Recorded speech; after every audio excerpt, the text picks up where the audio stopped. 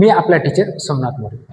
पहा मित्रांनो, तुम्ही जी एखादी बिल्डिंग पाहिली असेल, त्या बिल्डिंगमध्ये पाईपलाईन बघितली असेल तुम्ही. त्या पाईपलाईनचा आकार वेगवेगळा असेल, त्या ठिकाणी वेगवेगळ्या प्रकारच्या पाईपलाईन्स असतात.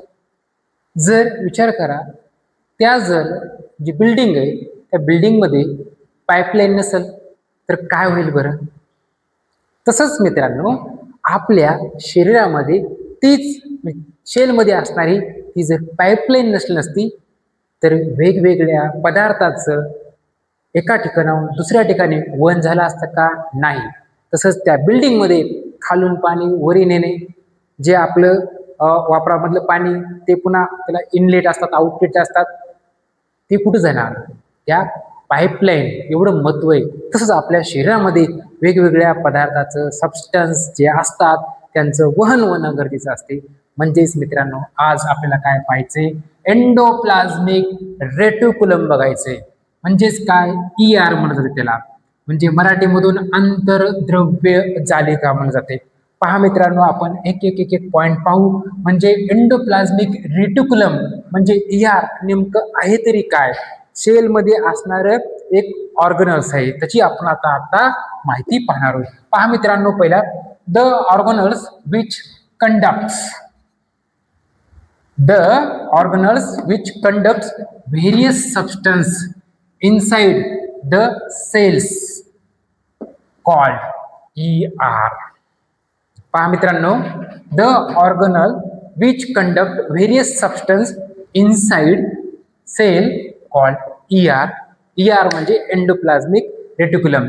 असे एक ऑर्गनल आहे, म्हणजे एंडोप्लाझ्मिक रेटिक्युलम आहे, त्याच्यामधून कंडक्ट होतात, वहन होते व्हेरियस सबस्टन्सेसचं, वेगवेगळ्या पदार्थांचं वहन होते. कुठं? इनसाइड, आतील बाजूला. कोणत्या? कोणाच्या? तर सेलच्या. त्याला म्हणलं जाते एंडोप्लाझ्मिक रेटिक्युलम म्हणजे ER. नंतर ER has a net like structure consisting of interconnected miniature tube and seats filled with fluid. कालच बोललो होतो, फ्लुइड म्हणजे काय? कालच्या पार्टमध्ये फ्लुइड म्हणजे लिक्विड किंवा गॅस. ह्या ठिकाणी काय? लिक्विड आहे. मग आता जो आपला ER आहे त्याचं स्ट्रक्चर कसं आहे? नेट लाईक स्ट्रक्चर आहे. पाहून घ्या, तुमच्या समोर इमेज आहे. नेट लाईक स्ट्रक्चर दिसायला का? एकदम जाळीदार सारखं, जाळीदार त्याचं काय रचना आहे त्याची.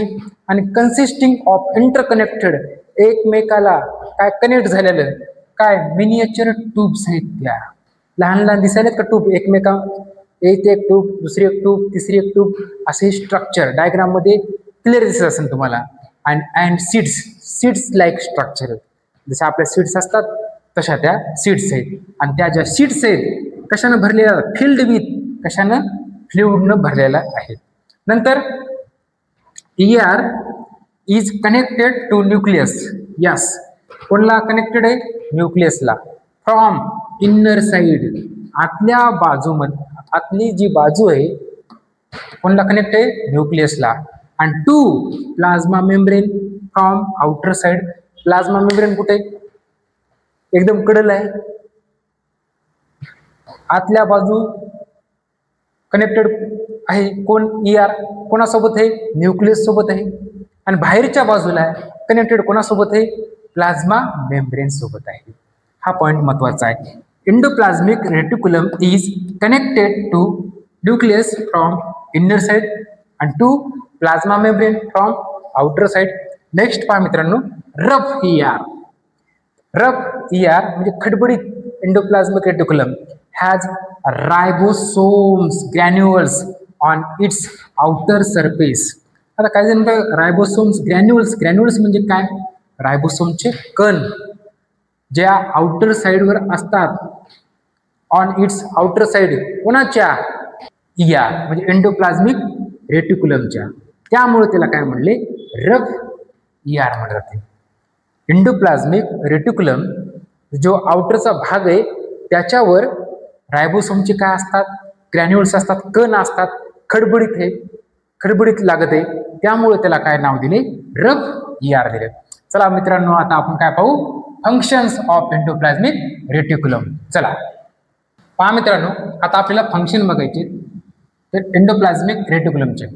पहिलं फंक्शन काय, पहिलं कार्य काय अंतर्द्रव्य जालिकेचं. पहा मित्रांनो, it is the framework that support the cell. हे एक फ्रेम आहे आणि ती सपोर्ट करते कशाला, सेलला. चौकट आहे, फ्रेम म्हणजे काय, चौकट असणं. आपल्या दरवाजाला एक चौकट असते, त्याला दरवाजा लावला असते, कायसाठी असते, संरक्षणासाठी.